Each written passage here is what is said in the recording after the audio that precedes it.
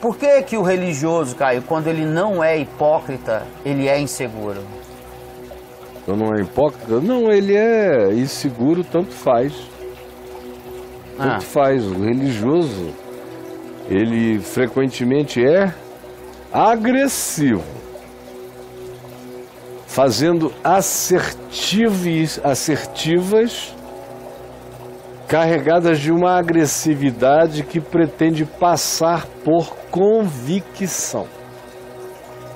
É uma assertividade grotesca, agressiva, e quanto mais agressivo e impetuoso ele seja, mais ele acha que está se fazendo passar por uma pessoa segura e de fé, que sabe o que está dizendo e o que diz vai acontecer.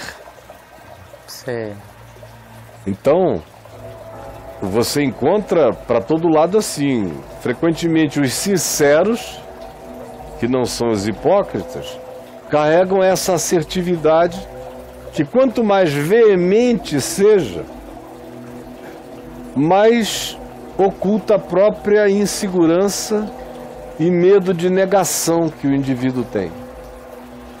É como, por exemplo, essas declarações de fé que as pessoas fazem e não voltam depois mais para explicar, não é?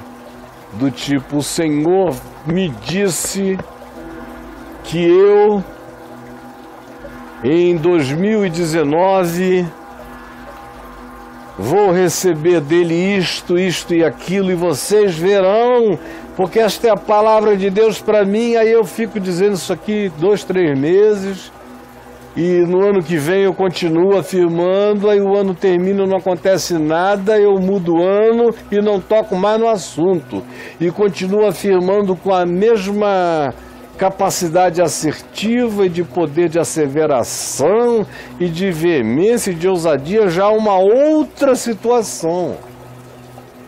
Mas não volto para explicar, porque se o cara começar a explicar a razão de tudo que ele disse que Deus tinha dito a ele não ter acontecido, ele morre de desespero, ele perde a fé. Então ele não quer nem voltar para revisitar essas situações do passado dele, porque a revisitação é uma espécie de negação da fé. E aí ele pensa o seguinte: Deus não fez acontecer tudo que eu disse que ele ia fazer porque ele ainda está me testando. E eu preciso fazer tantas quantas sejam as convicções serem vividas do mesmo modo, mesmo que eu não volte para dar explicação, porque não dar a explicação faz parte agora da minha fé para continuar. Você está entendendo como funciona a sutileza dessa moçada? Os sinceros. Agora, o hipócrita é o grande inseguro. Hipocrisia significa vestir-se de máscara. Por que alguém se veste de máscara? Para ocultar sua identidade. Para ocultar por quê? Porque não quer ser conhecido. Não quer ser discernido, não quer ser percebido. Então ele vai para o Carnaval de Veneza, ele põe uma máscara na cara, ele se veste de Ku Klux Klan, espiritualmente falando, ou se veste de beato, de monge, psicologicamente falando. Ele põe uma cara lá de piedade, de palidez devota, seja lá o que ele queira fazer. Mas é para encobrir quem ele é, de fato. E por isso Jesus foi tão veemente em relação a esse pessoal. Porque a insegurança era enorme, mas baseados nessa insegurança, eles desenvolveram um direito de se disfarçar contra a verdade de quem eles eram. Por isso é que aquela parábola da figueira sem fruto, quando Jesus está vindo de Betfagé, subindo na direção do templo em Jerusalém, tem aquelas narrativas em Mateus e em Marcos sobre a parábola da figueira sem fruto. Sim. E que diz que não era tempo de figos. Não era tempo de figos, não era a hora das figueiras darem figos. E Jesus vem passando e olha e vê uma figueira cheia de folha. As outras centenas de figueiras que havia naquele tempo ali na região estavam todas desfolhadas e caídas. Só as varas limpas, sem folha e sem fruto. Porque a figueira, diferentemente da maioria das árvores, quando chega a hora dela parir o seu fruto, ela dá primeiro o fruto. Ela começa a aparecer o fruto no galho seco. Olha isso. Depois uma característica. É dela. Depois é que as folhas começam a brotar, de modo que quando de longe alguém vê uma figueira cheia de folhas, é porque ela já está cheia de fruto há muito tempo. Porque o fruto aparece nela antes da folha. Aí Jesus usa aquela imagem para falar daquela geração de hipócritas, que eram como as figueiras do Monte das Oliveiras, cheios de folha. Aí Jesus olhou e disse, é uma anomalia. Se está cheia de folhas, está cheia de frutos. E as outras todas estão secas, porque não é tempo de fruto. Essa é uma figueira anômala, precoce. E ele estava com fome e deixou pegar um fruto para comer. Meteu a mão na figueira toda, não tinha um fruto. Não tinha nada. Aí ele disse, nunca mais nasça fruto de ti. E ela secou até a raiz. E os discípulos ficaram chocados. E aquele texto é uma parábola tríplice. Ah, é? Tem ela. Jesus a aplica imediatamente à fé, à perplexidade dos discípulos, a aplica ao contexto.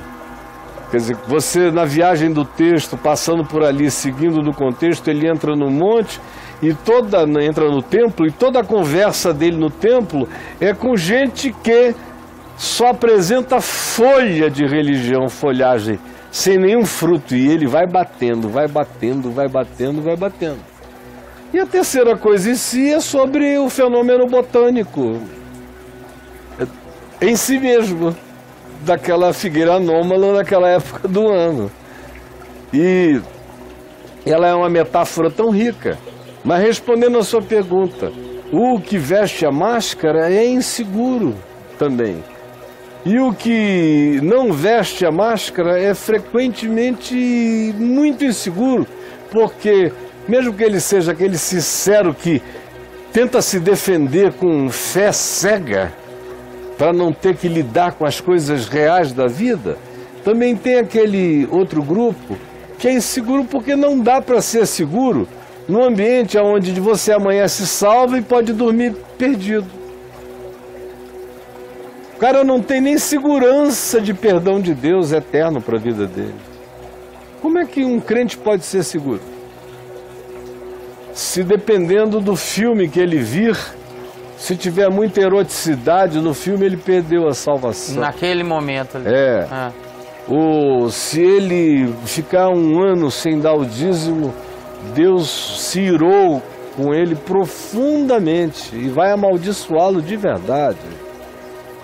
Ou qualquer outra coisa que ele faça que não seja conforme as coisas que a igreja diz que é para você fazer a fim de não ser maltratado por Deus na vida. Sim. Para não ser maltratado, não ser torturado por Deus na vida. É um Deus que não é amor, né? Não, é perverso mesmo. Claro que nesse conjunto de obra de ensino religiosa para esse povo, o indivíduo vive morrendo de medo. Ninguém tem segurança. Nem o hipócrita, porque a máscara dele denuncia a insegurança dele de ser conhecido, de ser percebido. A identidade dele não o convence, ele quer se apresentar ao mundo como quem ele não é. A hipocrisia na nossa vida, Caio, ela tem prazo de validade? Como assim? O cara morre hipócrita. Morre. Ou chega uma hora que a máscara sempre vai cair. Quando a lei da gravidade incide sobre a máscara. Quando ele é um filho da misericórdia, ele vai levar algum cacete em algum momento para acordar, né? Agora, eu conheço muita gente, Braulio, que morreu pior do que viveu. Caraca. Morreu hipócrita, mentindo.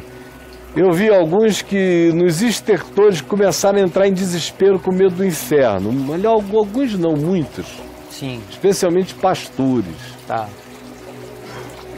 Padres, pastores, sacerdotes, homens de Deus, mas que abusaram, usaram Deus, mentiram, foram uns grandes canalhas e mentirosos, diabos sedutores.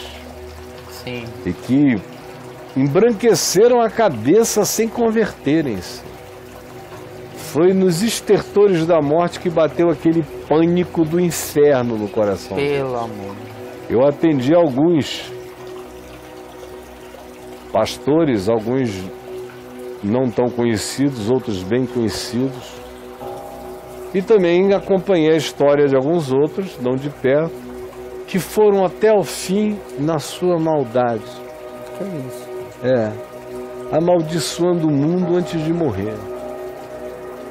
E a gente sabendo que aquilo era uma vida cheia de mentira, hipocrisia e pecado crônico. É muito feio, muito triste, horroroso assistir isso. Isso é que é a degradação por excelência. Sim, cara. Não é se você morre esmagado numa pista, de uma BR. Atropelado por uma carreta. Não, que fica só papa tua no chão, isso é bobagem. O horroroso é morrer assim, velho e cheio de amargura, maldição, maldade na boca. Ufania arrogante indo pro inferno. Isso é que é horroroso.